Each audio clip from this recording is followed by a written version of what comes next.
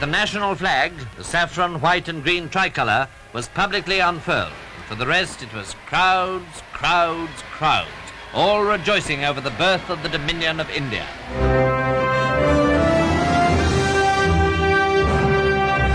This was the scene in Karachi at the meeting of the Constituent Assembly. Liaquat Ali Khan moved a resolution concerning the Pakistan national flag and handed one round. Jogindranath Mandal, leader of the Untouchables, was present, and the only woman member of the Assembly was Begum Shahbaz. Later, accompanied by Lady Mountbatten, the Viceroy came to launch the Dominion of Pakistan. It was on his last day as Viceroy, the day before he became Governor-General of the neighbouring Dominion of India.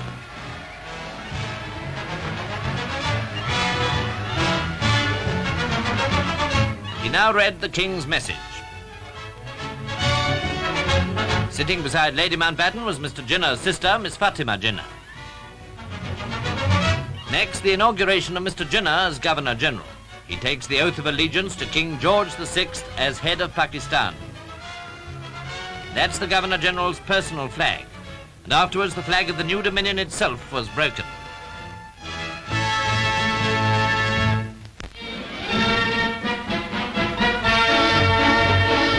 The scene in Delhi was typical of hundreds of towns throughout the vast territory that was about to become the Dominion of India.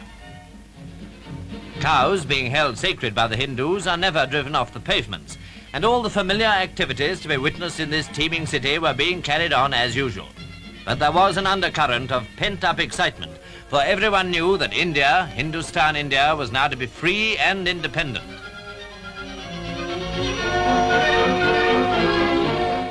Crowds gathered throughout the day outside the Constituent Assembly building, for that night the appointment of the Governor-General was to be confirmed.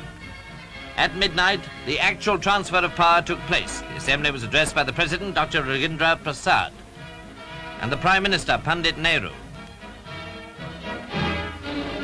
Next day, huge crowds again assembled, this time outside Government House. They wanted to see the important leaders arrive for today's big ceremony.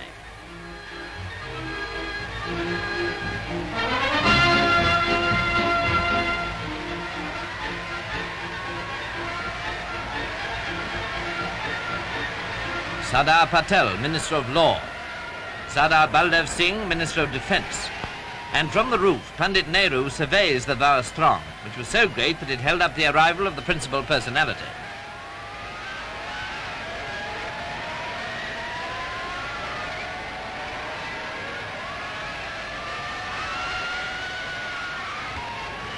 Indeed, the Bengal Lancers escorting Lord and Lady Mountbatten had considerable difficulty in making a lane through the hundreds of thousands of people gathered there.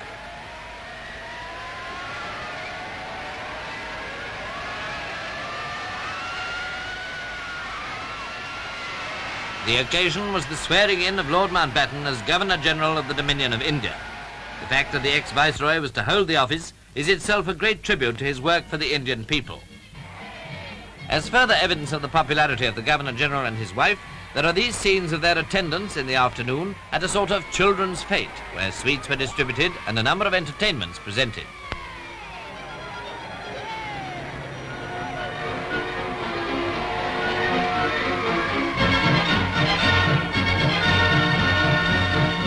The final scene during this great moment in India's history was the ceremony of the flag in the evening.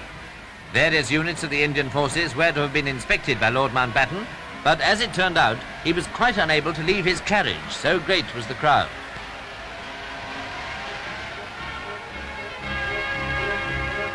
But the national flag, the saffron, white and green tricolour, was publicly unfurled.